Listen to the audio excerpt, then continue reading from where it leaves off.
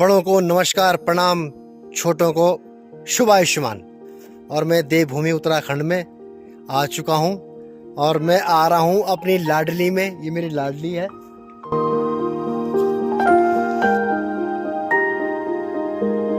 और सामान ज़्यादा नहीं मेरा, बस ये बैग है और एक बैकपैक है।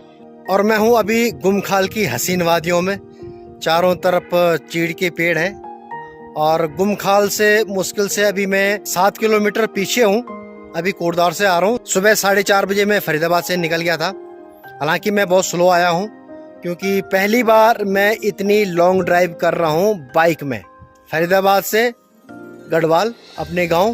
हालांकि अपनी कार में तो मैं 4 महीने में आ ही जाता था, लेकिन पहली बार मैं अपनी इस बाइक में आया हूँ। ये मैंने काफ़ी साल पहले सोच लिया था कि मैं एक बार बाइक राइडिंग करूँगा फरीदाबाद से अपने गांव के लिए, और आज वो दिन आ गया है। सपना साकार हो गया है कि मैं आज अपनी बाइक से आ रहा हूँ। 40 और 50 की स्पीड से चला रहा हूँ मैं गाड़ी, ज़्यादा स्पीड से नहीं चला रहा हूँ क्योंकि अब यंग तो हूँ नहीं मैं, भाई 55 साल उम्र हो गई है, तो धीरे धीरे गाड़ी चलाना बहुत ज़रूरी है, खासकर पहाड़ी इलाके में। हालांकि यहाँ पहाड़ों में ड्राइविंग का मुझे पूरा एक्सपीरियंस है। मुझे यहाँ पे पता है कि गाड़ी कैसी चलानी है, चाहे वो कार हो या फिर 2 व्हीलर हो, तो मुझे अच्छी तरह पता है यहाँ का, इसलिए मुझे कोई दिक्कत नहीं यहाँ पे। अभी मैं आगे जाऊँगा गुमखाल, गुमखाल के बाद सतपुली, सतपुली से फिर आगे बांगाट, और बांगाट का जो पुल रिनोवेशन था वो सुना है कि ठीक हो गया है, बन गया, अब उसमें ट्रैफिक चल रहा है। और बस आप देखते रहिए, छोटा सा ब्लॉग बना रहा हूँ। आगे आपको बहुत अच्छे ब्लॉग मिलेंगे। उत्तराखंड के गांव के भी होंगे, मेले के होंगे और शादी ब्याह के होंगे, बहुत सारे ब्लॉग आपको देखने को मिलेंगे। यहाँ से 2 रोड डिवाइड होती हैं। आगे चला गया गुमखाल के लिए और ये चला गया है इधर आगे लेंसी टाउन के लिए। लेंसी टाउन गढ़वाल राइफल का मुख्यालय है। उसका ब्लॉग मैंने 2 साल पहले डाला हुआ था इस रोड पे, जब मैं अपनी गाड़ी से आया था। यहाँ पे बहुत सुंदर मौसम, हालांकि धूप लगी हुई है लेकिन ठंडी ठंडी हवा चल रही, खासकर चीड़ के वृक्ष है चारों तरफ, तो चीड़ के वृक्षों से आवाज़ आ रही है, सन की आवाज़, ठंडी ठंडी हवा चल रही है। मौसम बड़ा खूबसूरत है यहाँ पे पहाड़ों में। कभी आओ तो सही मेरे उत्तराखंड में।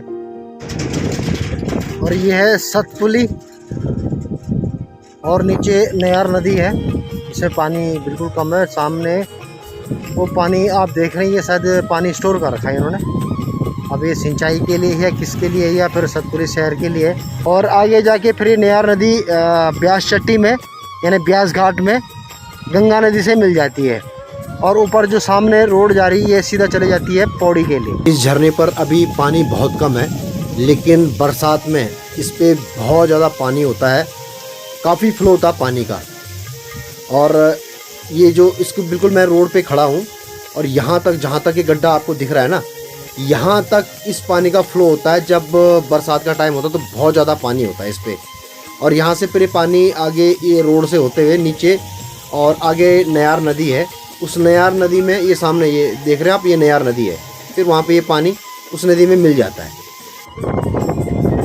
ये है बांगाट का पुल, जो कि 4 महीने तक बंद था क्योंकि इसका रिनोवेशन चल रहा था। और ऑप्शनल मार्ग जो दे रखा था वो सामने जो नदी आप देख रहे हैं, नदी के बीचों बीच आप देख रहे हैं ना, ये ऑप्शनल रोड दे रखी थी इन्होंने, जो कि बहुत ही कच्ची रोड है। तो मैंने इसका एक छोटा सा वीडियो डाला था जिस दिन मैं आया था, और उसके अगले दिन यहाँ पे बारिश हो गई थी और ये जो कच्चा रास्ता इन्होंने बना रखा है ये पूरा बह गया था उस दिन।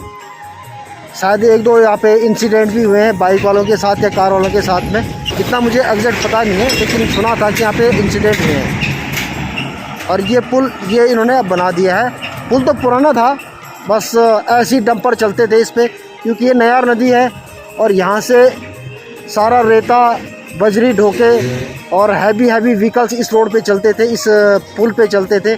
उसकी वजह से ये पुल डैमेज हो गया था।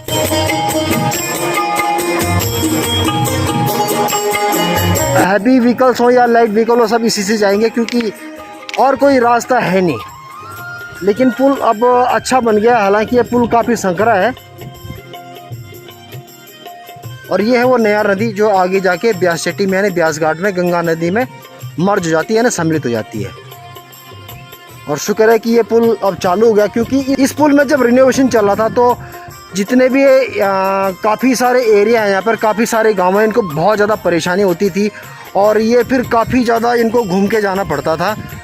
और ख़ासकर इस रास्ते पे टेम्प्रेरी रास्ता बना रखा, इसमें 2 व्हीकल आमने सामने क्रॉस नहीं हो सकते थे और बिल्कुल कच्चा है ये। यहाँ से मैं देख रहा हूँ इस मच्छियाँ बहुत बड़ी बड़ी मच्छियाँ हैं। अब कैमरे में तो शायद दिखाई नहीं देंगी, लेकिन ऊपर से दिख रही है काफ़ी ज़्यादा बड़ी मच्छी हैं। कम से कम 1 किलो, 1.5-2 किलो की एक मच्छी होगी। और अभी मैं पहुंच गया हूं नैथाना गांव में।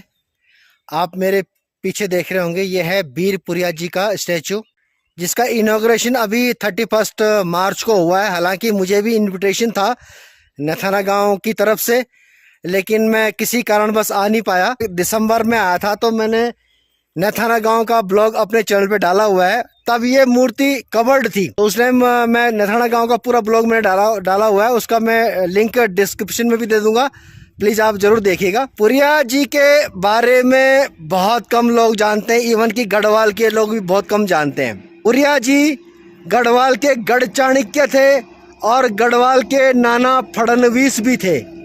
बहुत लंबी कहानी है पुरिया जी की।